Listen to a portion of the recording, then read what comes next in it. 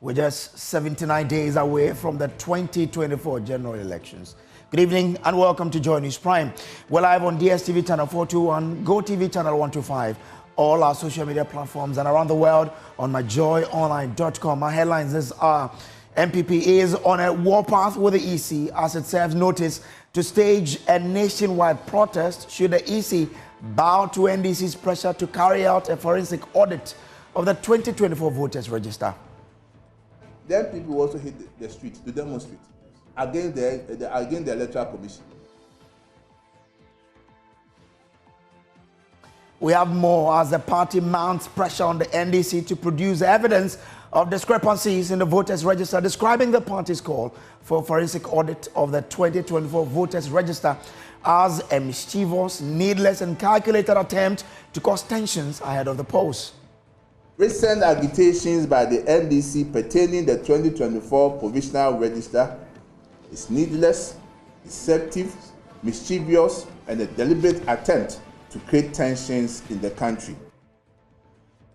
Also coming up, minority demand full-scale audit of the energy sector as the alleged gross mismanagement of the sector, which is piling up to $2 billion in debt. The energy sector debt alone, based on our rough estimates, is more than $2 billion as we speak. We therefore call for a full audit of the entire energy sector. Also, the Ghana Police Service fights off accusations it is attempting to prevent Fix the Country protesters from going ahead with their intended three-day protest, as it insists it cannot allow a protest at the frontage of the Jubilee House. Following our assessment, police concluded that holding the demonstration at that location, that is the Revolution Square in front of the Jubilee House, could affect public order. Well, the NPP has issued a stern warning that it will be compelled to stage a protest if the Electoral Commission yields to pressure from the NDC to conduct a forensic audit of the voters register. The NDC on Tuesday organized a nationwide protest, urging the Electoral Commission to carry out the audit, citing discrepancies they've identified in the 2024 voters register. However, during a news conference in Accra, NPP General Secretary Justin Kodu-Afrimpong made it clear that a party would not hesitate to take to the street if the Electoral Commission gives in to the NDC's demand for a forensic audit of the register. In fact, then people also hit the streets to demonstrate against the Electoral Commission. Then it will also mean that the Electoral Commission is not consistent. Because in 2015, it's the same Electoral Commission that told us that they have the body, they have the capacity to make sure that internally they resolve issues. So we ask them what has changed.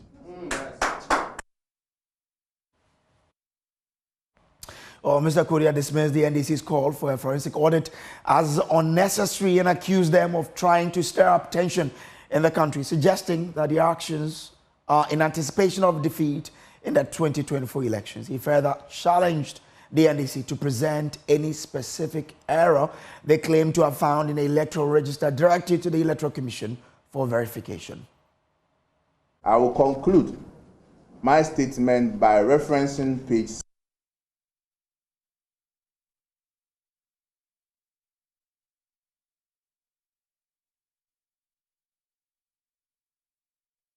I will conclude my statement by referencing page .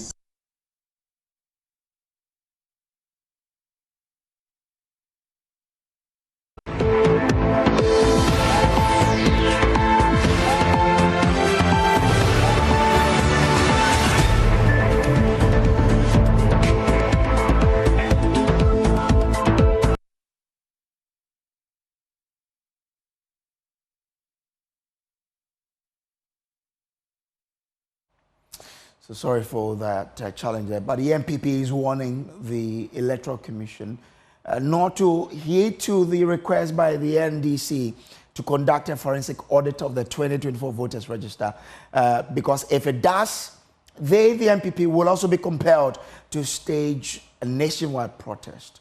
And at a news conference, the NPP has been, indicating clearly why they disagree with the NDC's call for the Electoral Commission to conduct a forensic audit of the register. They want the NDC to present all evidence they have to the Electoral Commission for verification. Let's do more on this by bringing in Mustapha Bande, who is the Deputy General Secretary of the NDC, joining us via phone now. Mustapha, I'm grateful to you for joining. Now, you've had the NPP there. Clearly, they do not want the EC to carry out a forensic audit. What's the reaction of the NDC to this demand or this position taken by the NPP? Thank you very much, and good evening to our cherished listeners. I think basically, and we just had a press conference today, we are still reviewing to give an informed position. Okay. But first of all, let me state that it is very good our colleagues from the other side have shown clearly what their position is. Here, two things are very clear.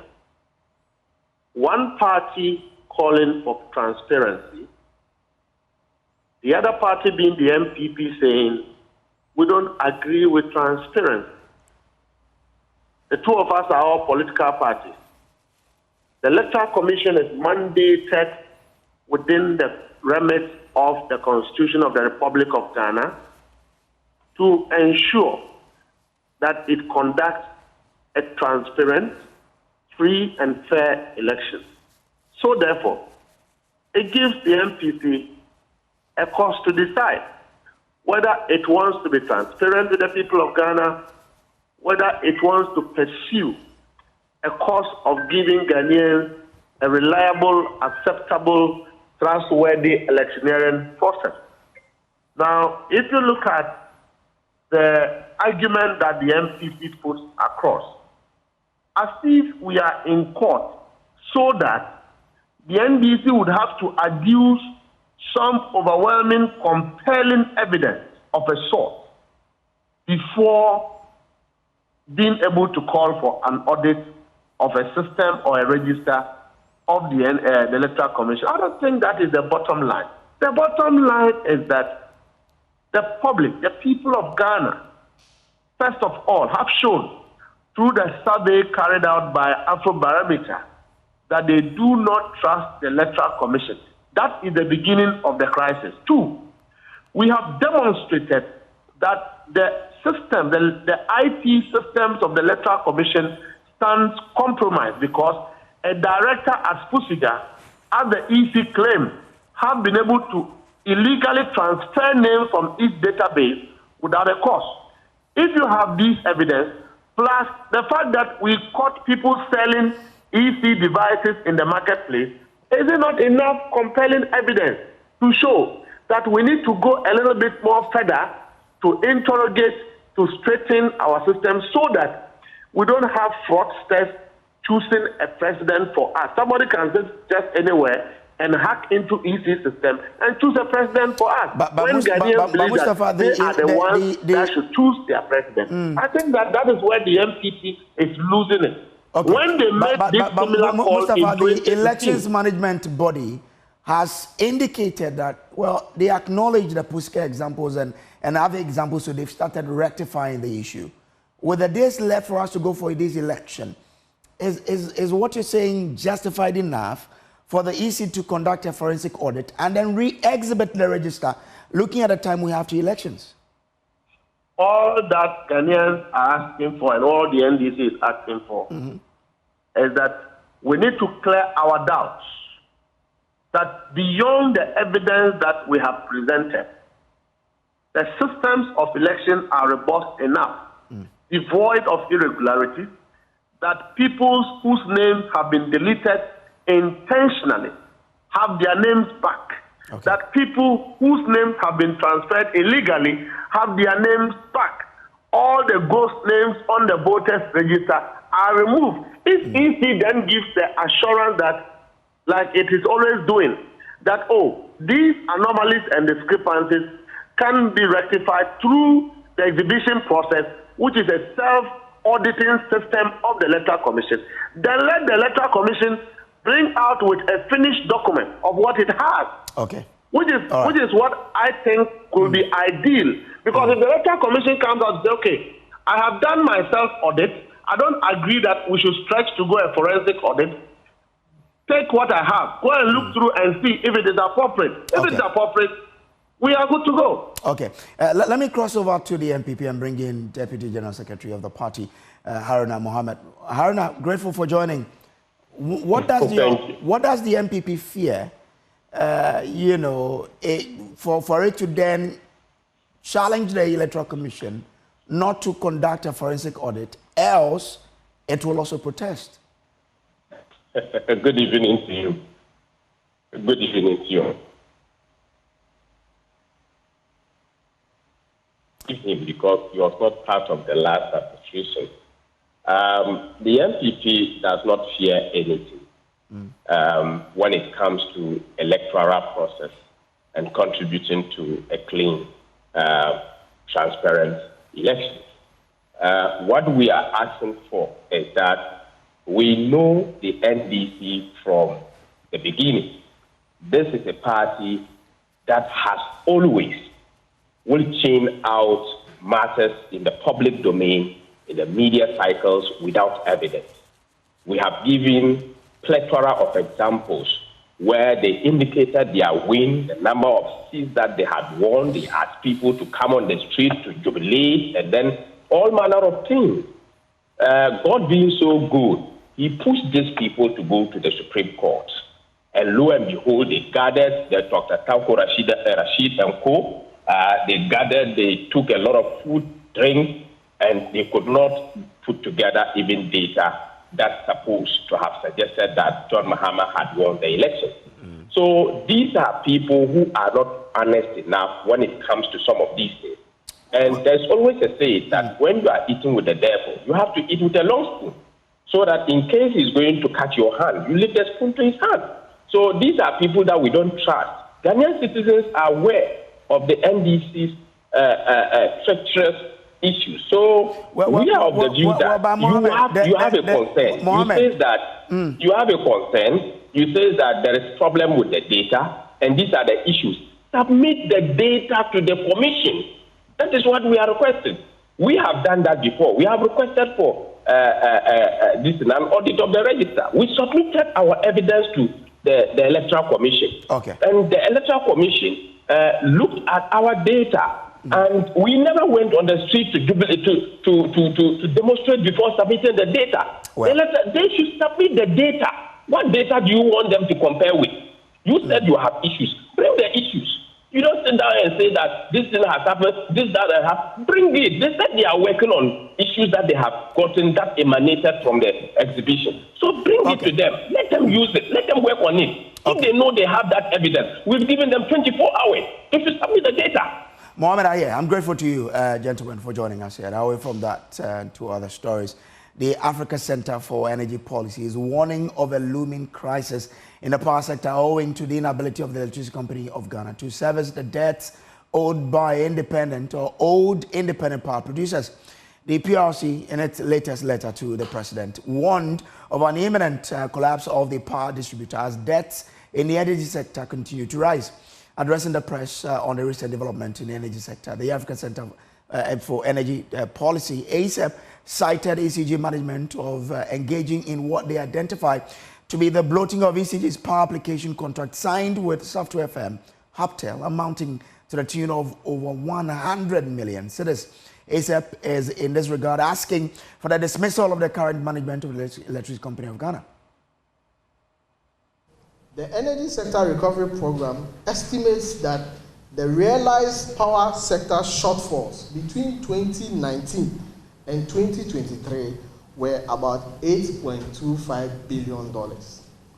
This is sheer waste of public resources that cannot persist. In light of the above preliminary comments, ASAP recommends the following. 1. PURC should assume its regulatory functions over ECG. Specifically, the Commission should implement aggressive measures to have visibility over how much revenue is collected and spent on value chain participants, and any other expenditures that may be undermining the sustainability of the sector. 2, PURC should immediately audit the Haftel contract and verify all the payments made to the company to assure value for money for the country and clarify discrepancies in cash values reported by Haftel and ECG. And finally, the current management of ECG should be relieved of their jobs and immediately replaced with effective and transparent management that will salvage the company and its attendant fiscal burden on the state and the people of Ghana. Meanwhile, ASEP is also raising concerns about how the Electricity Company of Ghana has handled its exchange rate transactions for power distribution. At the same news conference, policy lead on petroleum and conventional energy at ASEP, Kojo Yaoche, says the ECG has been reporting exchange rates to the Cash Waterfall Committee that are significantly higher than the interbank rate. This discrepancy, according to the group, has led to substantial financial losses for the company. Listen. The second prime example of political settlement mechanism is exchange rate manipulations. One of the major challenges of ECG in its handling of the exchange rate for its transactions. In many instances, the exchange rate reported by ECG to the Cash Waterfall Committee was significantly higher than the interbank exchange rate. The exchange rate manipulation created a net exchange loss of about 6.5 billion Ghana cedis in 2022, which is up from 600 million in 2021 to about 7 billion Ghana cedis in 2023. ASEP, through the RTI process, requested historical exchange rates used by ECG for its transactions. The company has since May 2024 not been able to supply the requested information, stating in an August 2024 response that, and I quote, "The requested information is quite extensive and will require some time to compile. All efforts are being made to put together the information requested for submission. We acknowledge your forbearance thus far and implore your continued support as we work towards meeting the request," end quote, since May 2024.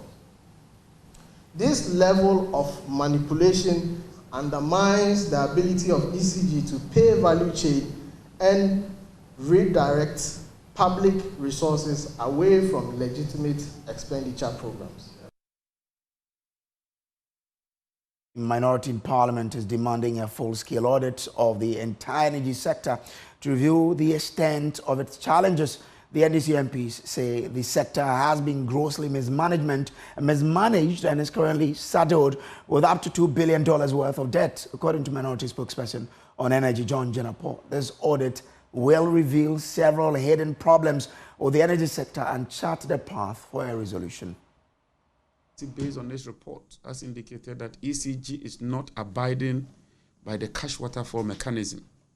And it's the cash waterfall mechanism that allows companies and entities throughout the energy sector value chain to get some revenues or payment. That has been jettisoned. As if that is not enough, the Ministry of Finance, since August 2023, has not paid up even 1 cedi for power consumed by ministries, departments, and agencies. And from our rough estimates, that debt alone balloons to 1.8 billion.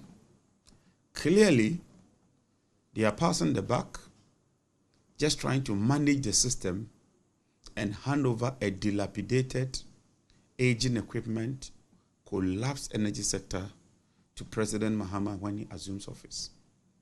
The energy sector debt alone, based on our rough estimates, is more than $2 billion as we speak. We therefore call for a full audit of the entire energy sector so that we would have a fair and firm appreciation of the state of indebtedness, the state of dilapidation, so that whoever assumes office would prepare to tackle the challenges. There's an attempt to sweep all the challenges under the carpet and hope that they can just cross over the next election. But that is not the way to go. We call on the ECG to restore and respect the tenets of the cash water fund mechanism. We also call on the politicians to desist from the unnecessary political interference, which has culminated in this mess that we find ourselves. Well, John Janapo says the energy sector will collapse if the ECG does not live up to its responsibilities and pay up what is due independent power producers and other stakeholders in the energy value chain. ECG, from what PURC states, is able to account for only 42% of the revenue requirement of the sector. And so clearly, the utility is not sustainable. If we continue on this trajectory, the whole sector would collapse. As we speak, Tallow is owed more than $100 million that has not been paid. ENI is owed hundreds of millions of dollars, to the extent that ENI has called on the guarantee and government is defaulting on its debt obligation to ENI. WAPCO has also issued a letter to GMPC threatening to shut down the pipeline over accumulated debt of about $12 million. Clearly, the sector is suffocating. The energy sector is choking. The energy sector is crumbling. The energy sector is collapsing. This government has been sleeping on the job. Right from 2017, they kept on with the mantra that we have too much gas. Today, there's a shortage of gas of about 60 MMscf. Because of that, since January, they've been procuring light crude oil to the tune of about $40 million every month. So in 1 year, government will be procuring $480 million worth of light crude oil. That is enough to build another gas processing plant. But clearly, some people are benefiting from the procurement of oil, and so the interest is more on the procurement of oil rather than delivering a gas infrastructure that can process gas. Since assuming office from 2017, not even 1 kilometer of pipeline has been added by this government.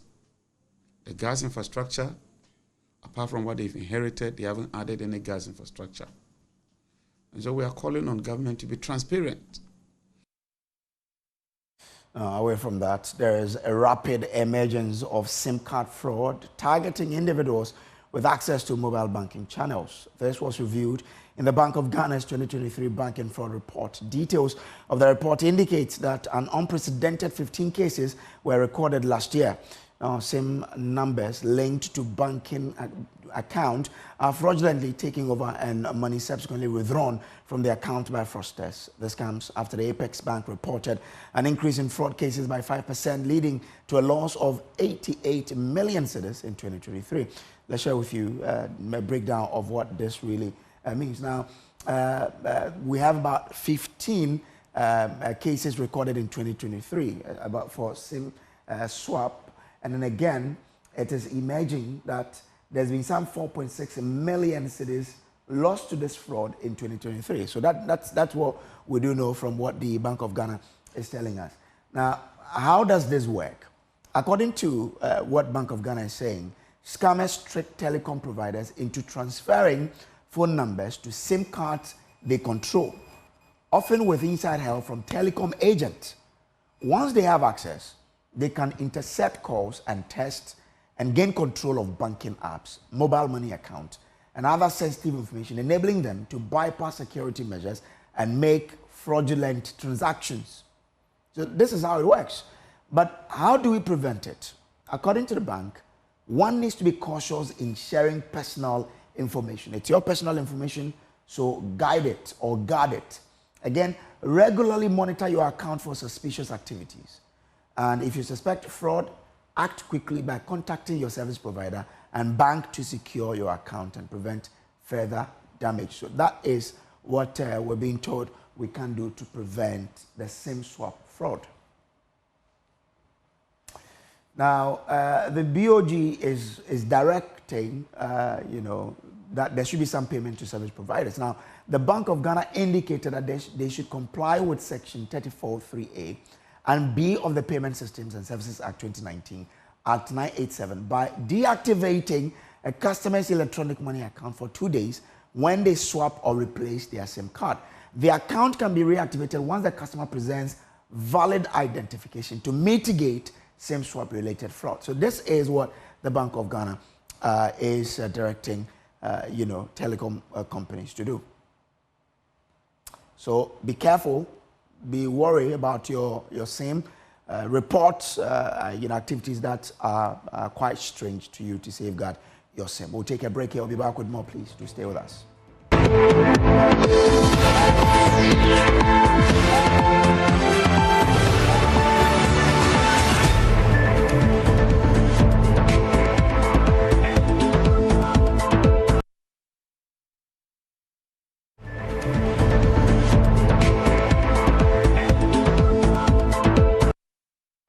Welcome back from the break. Now, the Ghana Police Service is on a collision course with Democracy Hub, organizers of the Fix the Country protest, who are set to embark on a 3-day protest starting Saturday. The police on Wednesday secured an injunction against the protest, but backtracked later in the evening, saying it was going to provide security for the protest. In the last few hours, we have been hearing from the police, who have been explaining why exactly they had to go to court to get an injunction. According to the Director of Public Affairs of the Ghana Police Service, ACP Grace Akrofi Ansa, they cannot allow the protest to happen at the Revolution Square, which is directly opposite the seat of the presidency, Jubilee House, as that will endanger public safety. She spoke at the news conference earlier. Following our assessments, police concluded that holding the demonstration at that location, that is the Revolution Square in front of the Jubilee House, could affect public order, endanger public defense, public safety, and public health. As a result, in the interest of public defense, public order, public safety, and the running of essential services, the police engaged the organizers, that is the Democracy Hub, to reconsider the location to a different place. However, the organizers refused to reconsider their proposed location and insisted that they will hold the protest at the Revolution Square in front of the Jubilee House. As a result, police was compelled to go to the court for a determination on the matter, that is the location for the proposed demonstration. Yesterday, 18 September 2024, the High Court granted an order to prohibit Democracy Hub from proceeding with the demonstration on the 21st to 23rd September at the Revolution Square. But the police say they have opened their doors to negotiations and will continue to engage the organizers to resolve the dispute with them. The law places on the police to request them to relocate, which we have duly done. Request under subsection 4, or fail to notify the police officer in charge or a chairman of a tribunal for an order to prohibit the holding of the special event on the proposed date or at the proposed location. So this is the position of the law, which is exactly what the police have done, and we are still engaging them. The question number 2 was, how soon are we going to engage the demonstrators for a new location? Like I already mentioned, we've engaged them, we are still engaging them. We've notified them by way of a letter today that we are open and ready to sit with them once again to let them exercise their constitutional right of protest. And we also fulfill our mandate of providing security, law, and order to persons who wish so to exercise. We've been getting reactions with convener of the Democracy Hub and Fix the Country, Oliver Barker-Vormawor, who still insists the police are abusing the laws regarding protest, but his group is open to dialogue ahead of the protest commencing on Saturday. And if the police want to take any steps, they are required to apply for an injunction on notice so that we will both go before a judge, explain an alternative perspectives to a judge for a judge to issue a proper injunction. Now, you wait 2 days before a demonstration and apparently they've gotten to go for an ex parte injunction. Remind yourselves that the very first Fix the Country demonstration, they did the same thing. And we allowed them, we went all the way to the Supreme Court and the Supreme Court quashed that injunction. We are back here again, tolerating misconduct and disrespect for our Constitution. Well, our role and our only way forward for us is that we would abide by the law and the Constitution. Which it means? Is for the police hierarchy to determine whether or not they want to be bound by law. It is not our job to teach the police how to do. We can't. How are we even going about that? You abide by the law, which means? We would abide by the law, which is that the Constitution protects the rights of people to gather in this manner, and that others that are made outside of the Constitution are null and void as they are. That's our understanding of the law. And if they disagree, they can act unconstitutionally, and then we have the courts to be able to advise us, all of us, in the interest of the preservation of our democracy. That's all we're asking for. We have written to the police and we said to them that we are requesting for them to have an urgent crisis meeting tomorrow morning. We are waiting to hear back from them, because all we keep hearing is on media. They are playing to the media gallery. Like, we want them to speak to us. Now, if they insist that it is not possible to do this, where the alternative proposal is to have an excursion at the grounds of where was proposed to be the site of the National Cathedral, so that people can gather there. So we'll have the alternatives before them, and they can advise us on what is the best approach they want to go forward to. That may lead to an arrest, as happened the other time. Well, you know that happened the last time. They came back to come and deny the arrest, and that they knew that they acted unconstitutionally and illegally. We don't anticipate that in following the Constitution that other institutions will act unlawfully. Well, away from that, small-scale gold miners persist in using mercury for extraction despite its toxic effect. Prolonged exposure to mercury can lead to severe health issues, including neurological damage, kidney failure, and even death. Experts warn that miners, as well as nearby communities, are at risk of mercury contamination of soil, water, and air. To mitigate these health and environmental risks, the experts advocate for the adoption of mercury-free technologies to ensure safer mining practices. Mahmoud Mohammed Nuruddin has more. An alarming 90% of small-scale gold miners, both lances and unlances, rely heavily on mercury for gold extraction despite the risk. This widespread use occurs in precarious and environmentally damaging conditions, exacerbating the harm. The persistence of mercury use stems from its affordability and ease of access, making it a tempting choice for miners who often prioritize short-term gains over long-term health and environmental consequences. As a result, mercury contamination threatens not only miners' health but also nearby ecosystems, water sources, and communities. Dr. Ishmael Kwenu is a researcher at the University of Mines and Technology. The challenge has been technology, availability of alternatives that could help them achieve the expected recovery and expected production. And the cost of this equipment has always been a challenge. But we have explained to them that it's not only about the technology we are pushing, but a shift in their mindset that in the absence of even sophisticated technology, can we find a way, in our own conventional way, of reducing or minimizing the usage of mercury? The Environmental Protection Agency, through the Planet Gold Initiative, has launched an outreach program to educate small-scale gold miners about the importance of reducing or eliminating mercury use in gold extraction processes. The project is trying to help to phase out the use of mercury. so that it will be replaced with Mercury-free technology, which they are now doing a presentation on. So that the miners will be introduced to Mercury-free technology. So at the end of the day, and gradually, we will phase out the use of Mercury. We know Mercury is used for other purposes in the health sector and so many areas. And we have this Minamata protocol or convention that is helping to phase out Mercury throughout the world. Miners recognize mercury risk but cite accessibility and affordability concerns as obstacles to adopting mercury-free technologies. Gold catcher, that's a gold catcher, $100,000.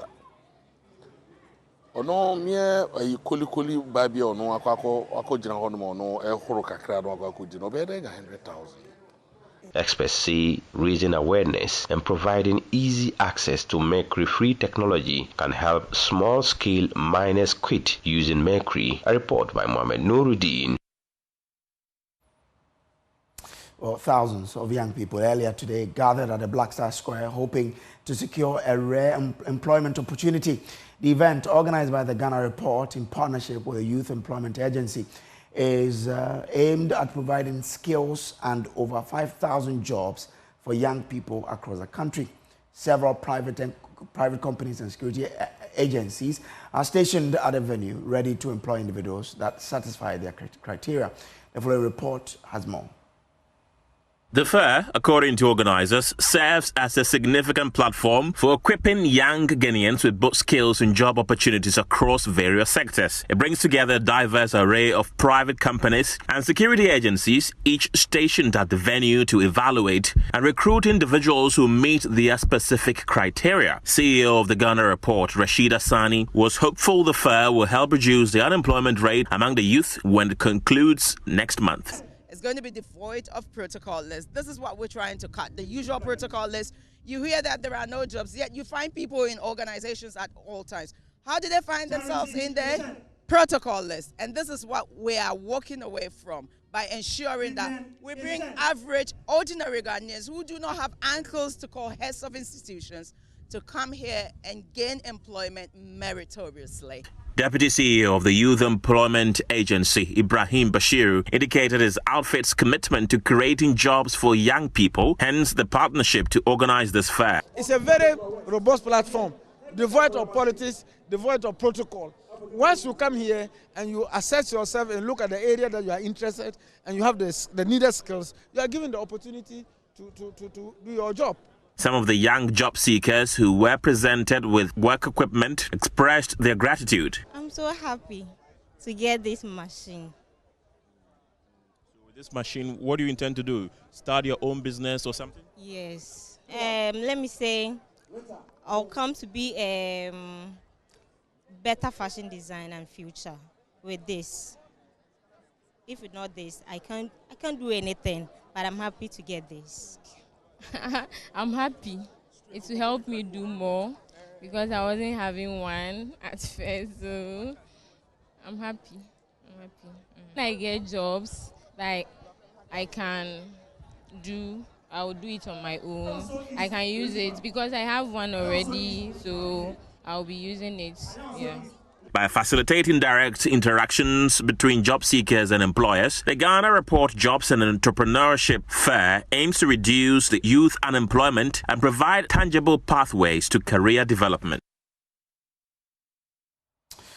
From what started as smoke Wednesday afternoon, ended up destroying about 500 structures at Twobodom, a squatter community at TMA Community 12. After 3 hours of intense firefighting, personnel of the Ghana National Fire Service with support from other agencies helped prevent spread of the raging fire. Victims watched helplessly. Here's Kwame Yanke's report.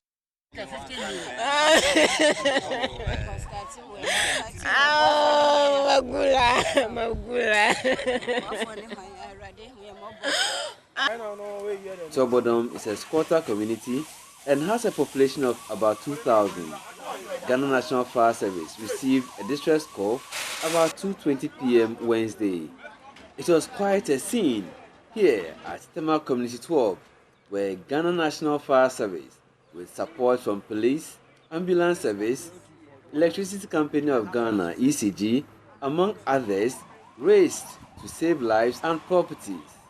From bringing the situation under control to finally extinguishing the fire took about 3 hours.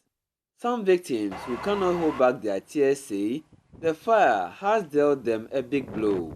Maybe I started feeling, a honor now run and take out at least started to say, Robber, Ash. Let but to say Robber, Ash. It's about son and my Pia Bontin, and you beating to me. In my salon, I could smell something burning, but could not pinpoint the exact location. A few minutes later, I heard an explosion. The fire went through about 4 of the structures. The client and I in the salon had to run for our lives. From our workplace, we saw the smoke. Little did we know that our area was on fire. My friend here has saved about 5,000 cedis towards a project. It's all gone. Member of Parliament for Tema Central, Ni Noe Hansen Norte, is asking for support for the victims. And we are appealing, in fact, we are really appealing to the churches and organizations within our community. The Methodist church is here, they have our 2 branches, the Presbyterian church is here, the Pentecostal church is here, the Assemblies of God church is here. They should all come to our aid because these are at the bottom of our community. Here is Tema Regional Fire Commander, ACF02, Patrick Salah. And there is a hotel in the northwest, which we were also able to protect. We only want to advise the populace that when they are disposing their waste, they should be careful and do it properly. And also using LPG gas in an area like this, they have to be very, very careful not to leave the fire unattended to. Well, this is Joy News Prime. We'll take a break here. We'll be back with Showbiz, so please do stay.